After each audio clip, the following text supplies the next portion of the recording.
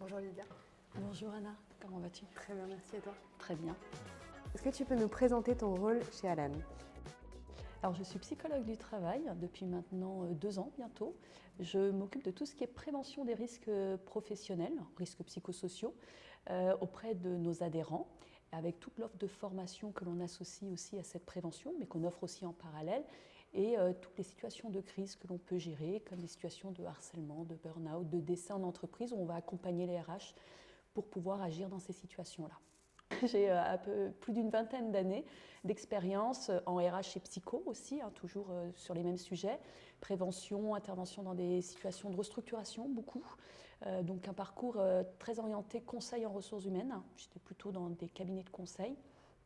Et formation, intervention individuelle et collective, c'est très important de maintenir les deux.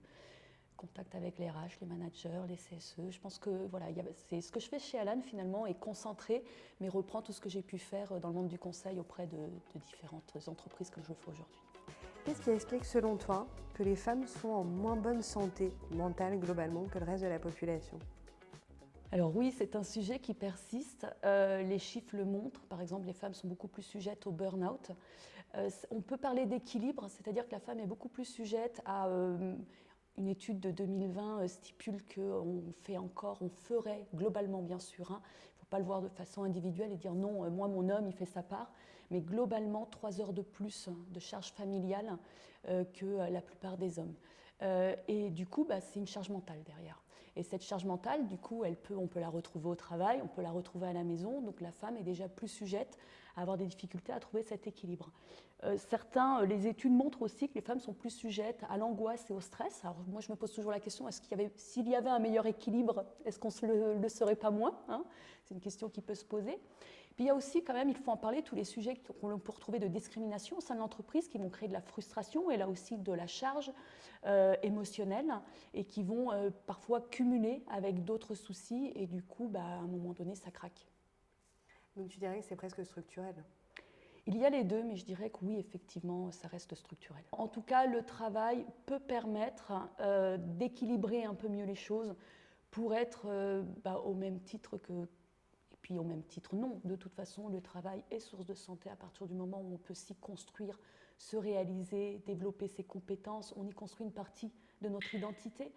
Le travail, j'ai beaucoup travaillé dans des situations de restructuration, donc des licenciements collectifs. Et la première chose qui manque, c'est le lien social. Donc le travail est aussi une construction de soi au travers l'autre. Donc une fois que tout ça est réuni, ça peut permettre effectivement de trouver une énergie et des ressources essentielles pour pouvoir faire face à bon nombre de situations personnelles qui peuvent être compliquées et que l'on affronte tous, hommes comme femmes. Mais effectivement, puisqu'il s'agit des femmes, du coup, la question est plutôt de se dire comment le travail peut ne pas être un élément supplémentaire de charge mentale, de frustration, de difficulté, de non-réalisation de soi. Et du coup, justement, parlons un peu des entreprises. Dans celles que tu as pu suivre dans ta carrière, est-ce que tu les trouves sensibilisées?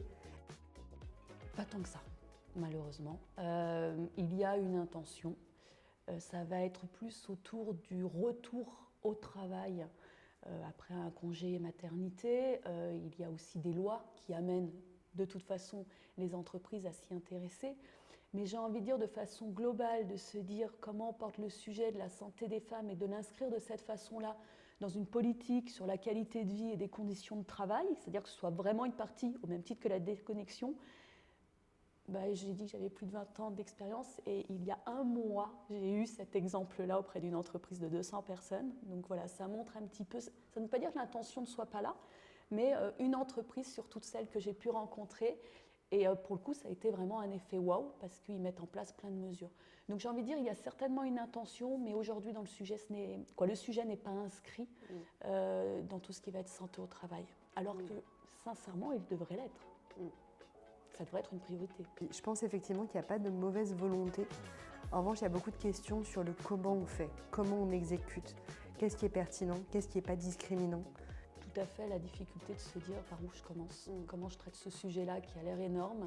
Et c'est lorsque ça se passe mal, c'est toujours en partant du curatif, je te parlais des situations de crise tout à l'heure, c'est souvent lorsqu'il y a une situation justement de crise où on va nous appeler pour demander de l'aide, alors que l'idée est toujours de remonter en amont, en prévention, pour se dire comment on peut faire pour que ça n'arrive pas. Comment on peut faire pour qu'un retour de congé mat se passe bien ou un retour de congé parental qui est plus long pour aider la personne à réintégrer et ne pas être dans le discours de prends ton temps, mais au final quand même en 48 heures ou au bout d'une semaine, il faut que tu sois dedans, quoi. Et ce paradoxe, je pense que beaucoup de managers aussi, puisque c'est eux qui vont diffuser cette parole-là, la rencontrent parce qu'il y a toujours cette tension que l'on retrouve dans les risques psychosociaux entre prendre soin de la santé d'eux, mais quand même être performant et amener son équipe à l'être. Et cette tension fait que c'est là où les risques psychosociaux s'insèrent et c'est là où ça dérape.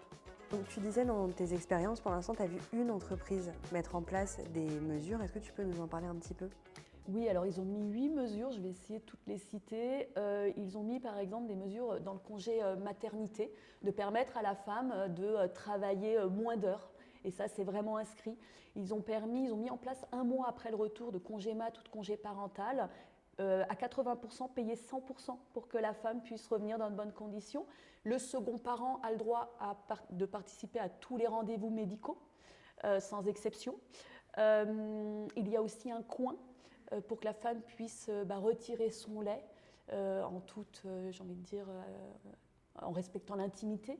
Les jours enfants malades, ils ont mis plus de jours pour les enfants de moins de 1 an. Je crois que c'est 5 et 3 pour les enfants après, pris en charge. Alors effectivement, les horaires flexibles, l'environnement flexible de travail permet aussi et favorise beaucoup ça, puisqu'il n'y a pas le temps de transport pour ceux qui seraient un peu plus éloignés. Donc ça permet aussi de pouvoir s'organiser autrement. Mais voilà, ils ont mis en place un certain nombre de mesures autour de la parentalité, autour du bien-être, de la santé des femmes. La difficulté qu'ils rencontrent, c'est que malgré leur communication et l'information qu'ils font, ils sont encore surpris de voir que certains managers ne connaissent pas cette politique-là en interne. Bon, le manager a beaucoup à faire aussi, hein, on peut pas, mais il y a un vrai rôle et ça dépend aussi de tout un chacun et ça ne devrait pas dépendre de la représentation qu'un homme ou une femme peut avoir sur ces situations-là, puisque les femmes peuvent aussi avoir un avis en fonction de comment elles l'ont vécu. Est-ce qu'elles ont des enfants ou pas? Mais certaines femmes qui l'ont vécu autrement, qui sont revenues au taquet, ne comprennent pas que d'autres ne le soient pas. On est parfois plus dur entre nous que les hommes ne le sont. Donc ça demande vraiment de finalement comment amener cette sensibilisation des managers pour que ce ne soit pas un choix personnel, mais que ce soit vraiment quelque chose qui soit porté collectivement. Oui, c'est ça, c'est pas une affinité, c'est la structure qui donne ça. C'est pas est-ce que moi je donne ou pas de l'intérêt à ça par rapport aux femmes que j'aurai dans mon équipe, c'est un sujet qui devient une priorité, que je sois d'accord, en phase ou pas, j'applique parce que j'estime que derrière, effectivement, je vais avoir une équipe où tout le monde sera en santé et fournira le meilleur. Et c'est là où on fait souvent l'erreur, on pense que moins travailler, c'est être moins performant, et parfois c'est salutaire, comme les retours à mi-temps thérapeutique, parfois c'est salutaire de moins travailler pour trouver justement un niveau de performance avant de se remettre complètement à 100%. Est-ce que toi, tu as vu au contraire des entreprises qui ne couvrent pas bien ce sujet ? Beaucoup d'entreprises. J'ai envie de dire, là, je prends cet exemple-là parce qu'eux l'ont vraiment inscrit et détaché. C'est une mesure au même titre que la déconnexion, au même titre que les horaires de travail, que l'aménagement du travail pour tout salarié. Il y a la santé des femmes qui est inscrite dans leur politique bien-être. Je n'ai jamais vu ce type de situation. Alors la parentalité, on en parle de plus en plus. Après, on voit encore trop souvent, puisque ce sont des situations sur lesquelles on peut aussi être sollicité, des retours qui ne se passent pas bien.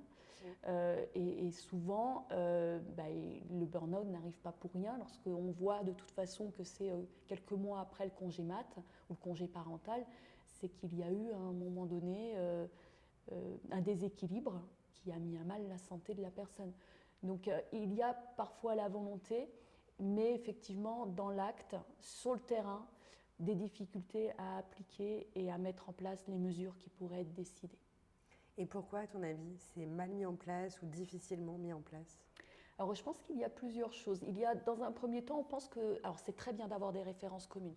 Charte de déconnexion, charte QVCT, c'est super. C'est pas parce qu'on envoie un document qu'il est lu, première chose. Deuxième chose, c'est comment on amène les managers, puisque c'est quand même, il y a vraiment, alors c'est vrai qu'on parle beaucoup des managers en se disant mais ils portent tout.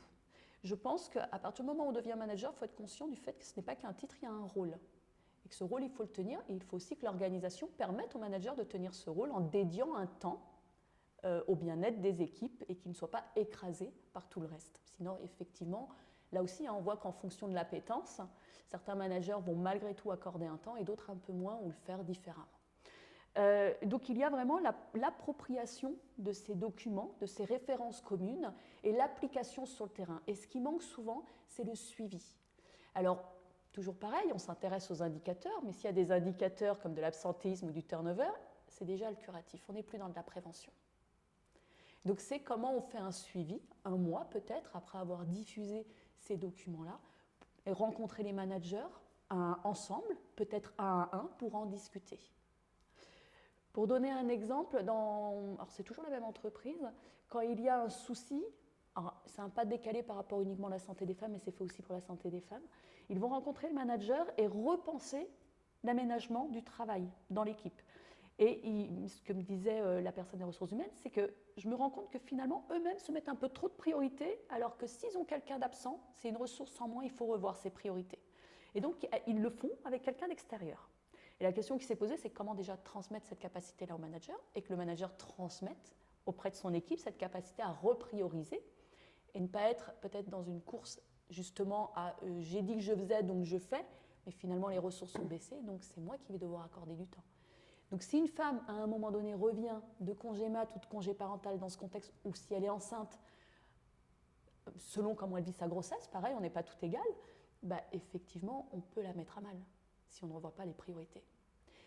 Et je leur dis souvent que parfois il est préférable de réaménager et de redispatcher 20% de la charge quand on a quelqu'un en difficulté, ce qui les surprend toujours. Je leur dis, bah oui, mais c'est 100% s'il y a arrêt de travail, et là ils se mettent à réfléchir, et je le vois sur leur visage. Donc il y a toujours cette idée de, on ne peut pas changer les choses, on ne peut pas faire autrement, et on va jusqu'au moment où ça va craquer avant d'agir. Et donc le sujet de la santé de la femme, il faut le réinscrire en prévention et non pas en curatif. Ne pas attendre à ce que ça craque à un endroit pour se dire tiens, on aurait pu, on aurait dû. Et le suivi est très important. C'est hyper intéressant ce que tu dis sur dégager des priorités en amont et se donner 20%. Je pense que c'est une conversation difficile à avoir en tant que manager parce qu'en fait on se dit ça la met en difficulté que je pose la question. Ça la met dans une position où potentiellement je l'aperçois comme moins performante. Ça, c'est un truc qui est très compliqué à aborder. Quels seraient tes tips ou tes astuces pour avoir cette conversation de façon transparente, honnête et sincère ? On va commencer par assurer sur la performance. Ça n'a rien à voir avec tes compétences. Je te sens fatiguée. Une femme qui vit mal sa grossesse, alors vit mal parce que certaines passent beaucoup de temps à vomir, perdent beaucoup d'énergie. Du coup, on l'entend. À un moment donné, on le voit, il suffit d'observer. Donc on ne laisse pas quelqu'un dans cette situation. Donc effectivement, le risque, c'est la baisse de performance, mais il ne faut pas replacer cette baisse de performance et la généraliser. Il faut la replacer par rapport à ce qu'est en train de vivre la personne à un instant T.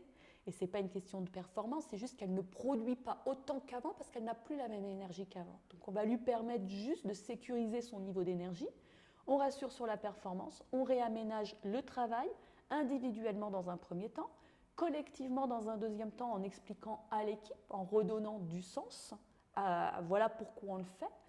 Et généralement, et on fait un suivi bien sûr, et généralement, ça se passe très bien. Et tout le monde s'y met.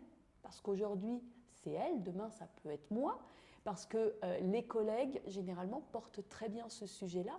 Et je pense qu'il faut vraiment garder à l'esprit que quelqu'un peut être vraiment très performant. Et ce n'est pas pour autant que cette personne-là ne fera pas un arrêt de travail. Ce n'est pas pour autant que cette personne-là ne fera pas un burn-out. Donc la question de se dire non mais ça va, pas de souci, j'ai confiance, elle ou lui, non. Non, au contraire, soyons vigilants aux signes qui font que même si la performance est là, peut-être que la personne, là, elle commence à montrer des signes qui montrent que ce n'est pas adapté, que la charge n'est pas adaptée.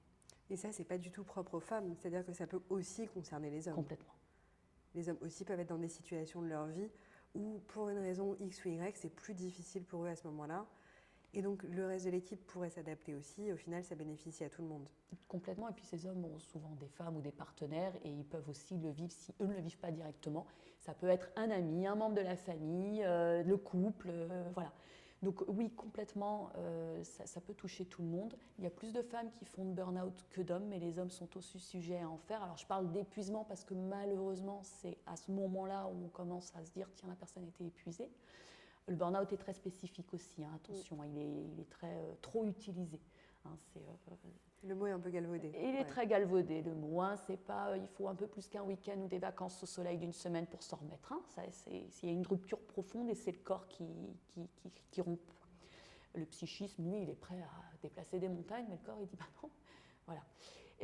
Il y a aussi autre chose, c'est qu'on retrouve beaucoup plus de femmes dans les métiers que l'on appelle, nous, du care en psychologie, c'est-à-dire du prendre soin, les soignants, les psychologues. Voilà, des métiers où on va s'occuper d'autres personnes, et souvent ce sont des métiers où il y a beaucoup d'empathie, on va beaucoup donner, et on va aussi s'oublier. Alors ça s'apprend bien sûr à mettre de la distance, on apprend plein de choses avec l'expérience, mais c'est aussi important de le souligner, c'est qu'il y a aussi plus de burn-out. On a vu les conditions de travail qui pouvaient amener ça, mais il y a aussi une question de métier où on retrouve plus de femmes dans des métiers où de toute façon on donne de soi et on se préserve moins. Du coup, justement, tu dirais que ce burn-out, cet épuisement professionnel, il est précédé par des signes. Qu'est-ce qui doit nous alerter en tant que RH, en tant que manager, en tant que collègue, en tant que conjoint? Ce sont les mêmes signes que l'on peut englober en disant tout changement de comportement.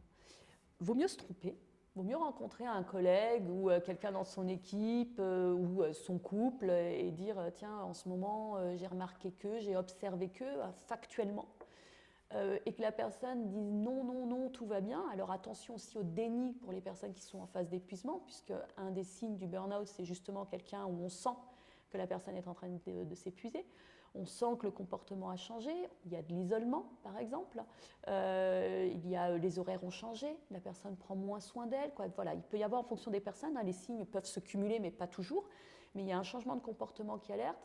Mais la personne, elle est dans une hyperactivité psychique. Il faut qu'elle y arrive. Elle, il n'y a pas de débat et elle y arrivera.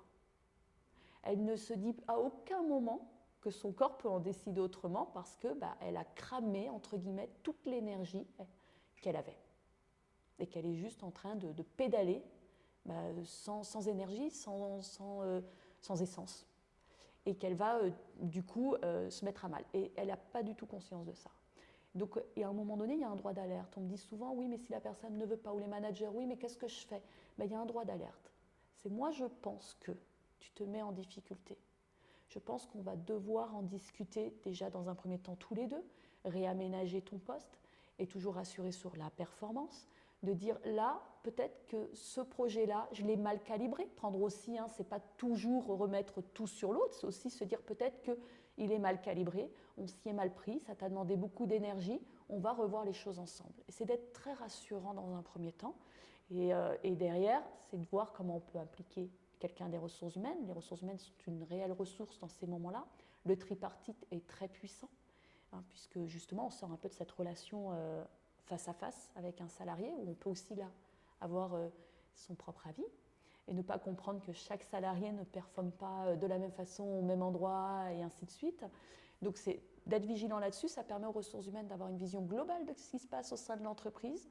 Quelle équipe peut être en difficulté à un instant T, parce que là, il y a un pic d'activité, si on le gère pas mal, on risque de perdre du monde. Et de perdre du monde, ça peut être arrêt de travail, comme des gens qui s'en vont en se disant stop, parce qu'il y a toujours cette période de l'année. On retrouve ça aussi dans certains secteurs.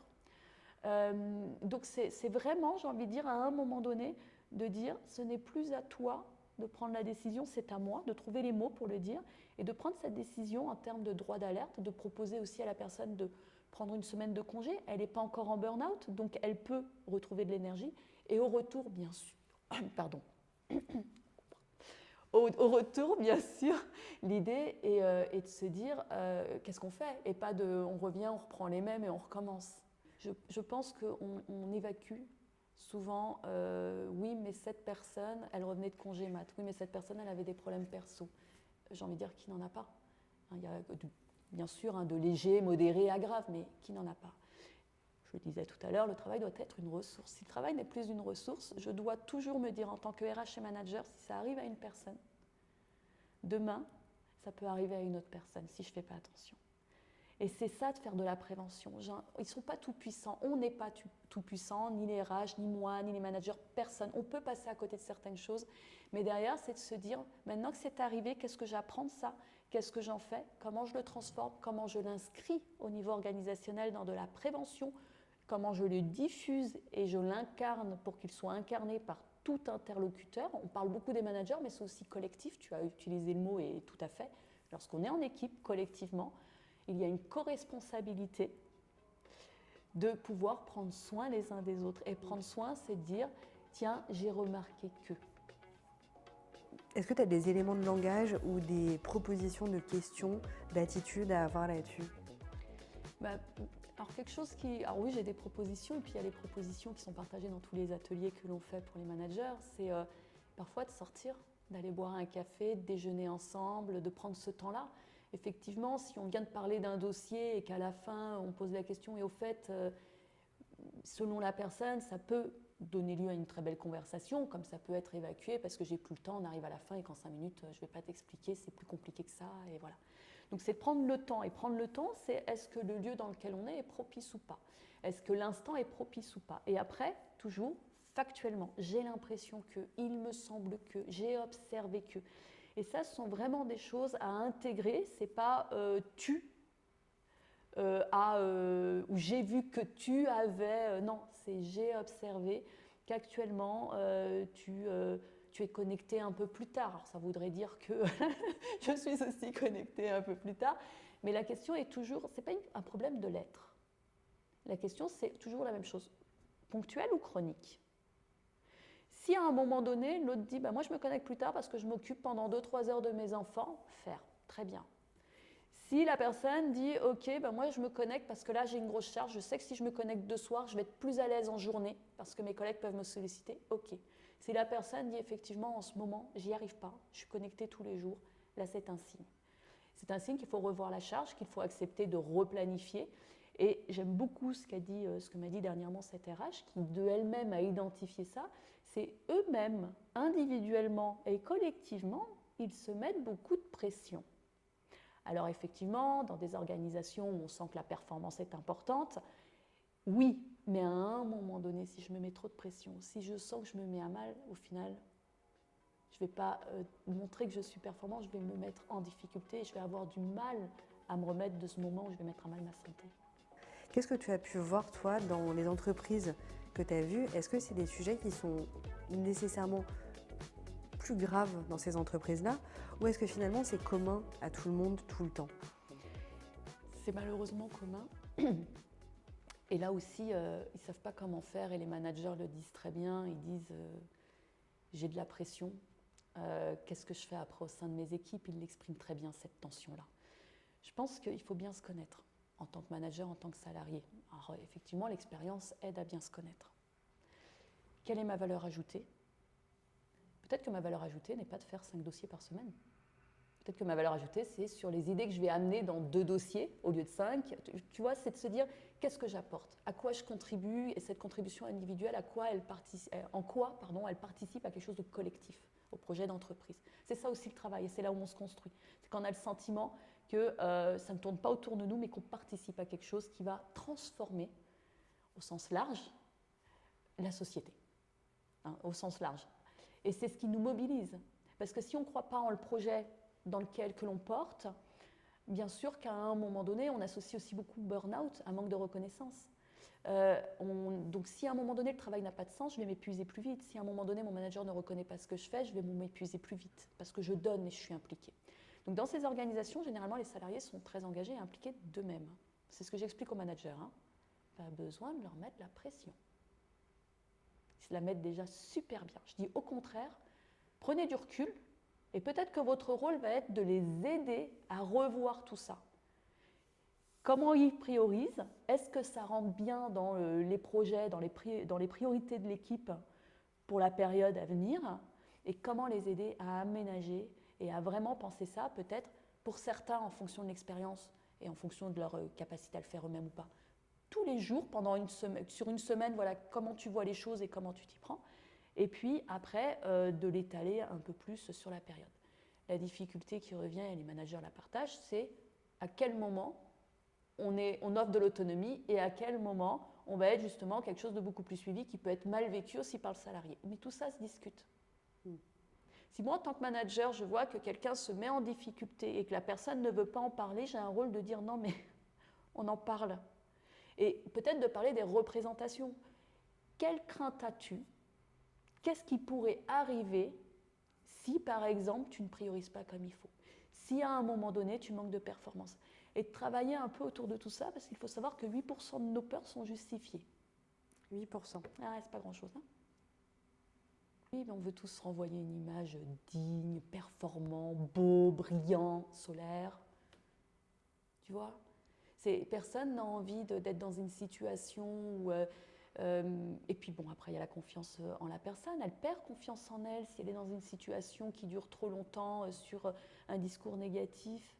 Et ça, c'est très compliqué. Ça aussi, ce sont des discours qu'on porte aux managers. C'est la personne, elle va devoir travailler ailleurs. En gros, en résumé, vous aimeriez qu'elle quitte votre équipe et vous vous comportez de cette façon-là pour qu'elle parte. Mais encore faut-il qu'elle ait confiance pour qu'elle parte. On a parlé des signes qui peuvent alerter en tant que manager, en tant que RH. À l'échelle individuelle, pour sortir du déni, qu'est-ce qui est utile? Thérapie. Ou appeler ma mère. Ta mère. Mais ta mère est... Pour ça, tu vois, au moins, elle dit les choses. Non, mais c'est un sujet très compliqué parce que la personne, elle ne sait pas qu'elle est dans le déni. Donc, il ne faut pas penser qu'en prenant juste un café, en lui expliquant, elle va se dire « mais oui, effectivement, je suis dans le déni ». Non, c'est ça. Ça ne se passe pas comme ça. Une fois qu'elle commencera à guérir, elle va se dire « j'étais tellement dans le déni de moi-même ». Et c'est ça qui est important, c'est comprendre, c'est dans le déni de moi-même.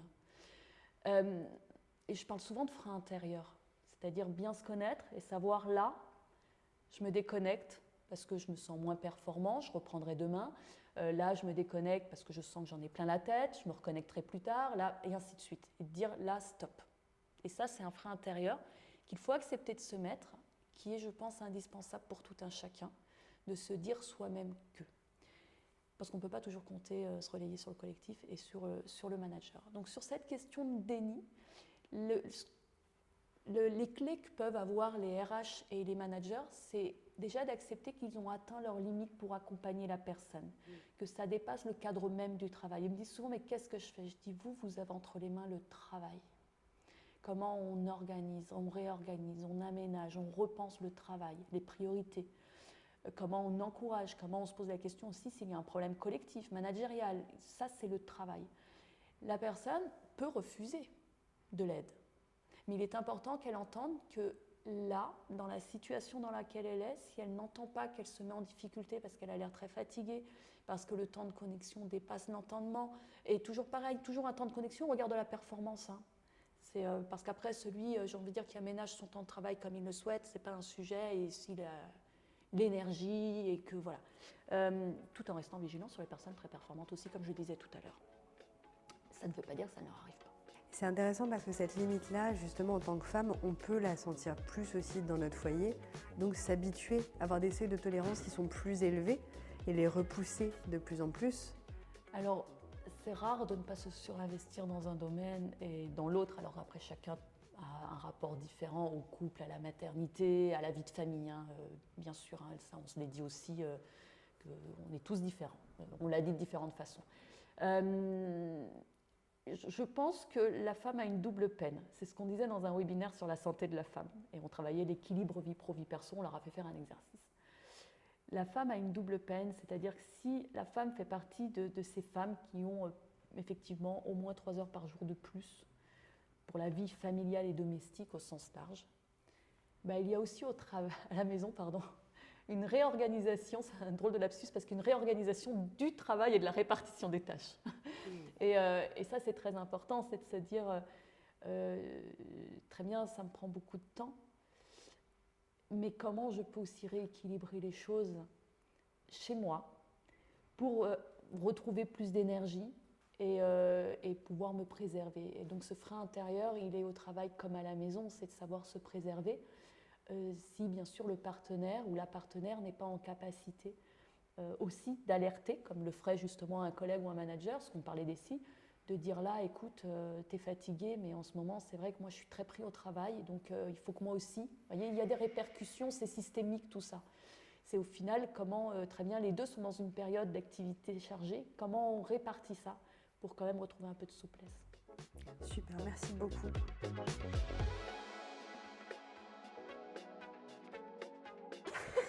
Non, je te jure que non. Ouais, je pense qu'à un moment donné, on va dire on coupe l'air, c'est-à-dire que ça brille trop quand même.